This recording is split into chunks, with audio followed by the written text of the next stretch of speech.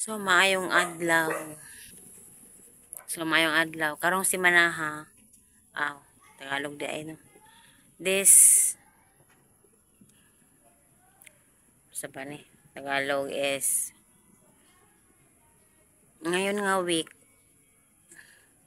ngayong linggo na ito ay sobrang stress po talaga. Ako po ay hindi maganda palagi ang pakiramdam dahil si Lolo Rick naman ay may sakit. Si Lolo Rick ay lumala, hindi na okay hindi na talaga okay yung kanyang kanyang kondisyon. So, ako, basta ganito mga bagay, kahit anong sabihin ng mga tao na okay lang naman, huwag mag-nervous, huwag isipin. Ako talaga, aatakihin talaga ako ng nervyos. Mabuti pa yung may mag-aaway, medyo kakayanin ko pa. Pero pag may sakit, parang yung ganito, nagkakasakit tapos medyo malala.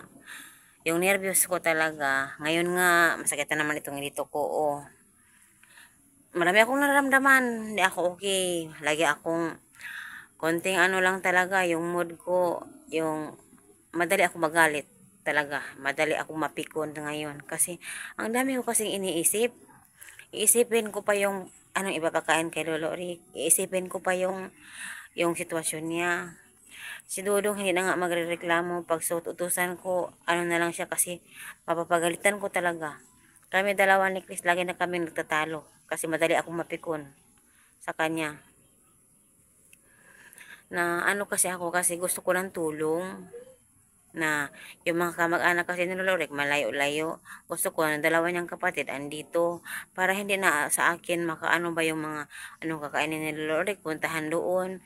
Hindi na ako tapos mag-iisip pa rin ako kung yung paglilinis kay Lolo Orek, wala naman sinong maglilinis. Sabi nila magbayad na lang daw kami sila. Pero narinig ko din parang walang pera. Mahiya naman ako mag-hire ng tao pag walang pera na ibabayad. So, daming iniisip, daming Tapos, tulad ngayon, si Lolo Oreg, ang kanyang kalagayan, ganyan.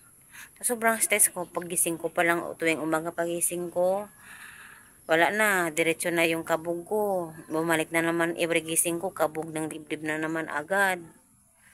Tapos, parang masakit na naman ulit ang tiyan ko. Ang rami kong ito, masakit na naman ngayon. Yung parang dito, yung ugat ko dito, yung ugat. Ano ba yung ugat? Sa Tagalog. Ayun. So, ganyan po ako ngayon. Hindi po talaga ako okay. Si Chris na masada, kailangan din. Si Dudong andito. So, ganun ba? Alam mo, nung isang araw, habang tumatawag ako sa aking biyanan, umiiyak ako. Nagbe-breakdown talaga ako. Tapos nung isang araw din, sa kwarto, nagbe-breakdown din ako. Sumisigaw talaga ako sa sobrang umiiyak ako na sumisigaw. Kasi punong-puno na po talaga yung dibdib ko. Nagpapasalamat nga ako sa mga kapitbahay ko dito na tumulong sa paglilinis kay Lorek, pati yung isa din. Lagi akong binibigyan ng sabaw para mapakain si Lorek. So, yun bang. So, sobrang stress po talaga. Minsan, ngayon nga week talaga, 2 beses ako nag-breakdown nang umiiyak talaga ako. Na yung isa nagsisigaw talaga ako kasi hindi ko na kaya. Parang ang punong-puno na sobrang stress. Sobrang ba talaga? Hindi ko na alam ang gawin ko. Minsan, alam ko, minsan, parang inaaway ko na yung biyanan ko kasi kapatid niya yung si Lolo Rick. Kasi gusto ko umuwi. So, ayaw din niyang umuwi dahil daw walang pera lang ganun-ganun. Ang gusto ko kasi merong mga kamag-anak ni Lolo Rick dito na nandito para hindi na sa akin ba pag may kuntingan ako ang tatawagin kasi ganun. Hindi ko kaya lang mag-handle ng ganito. Hindi ko kaya.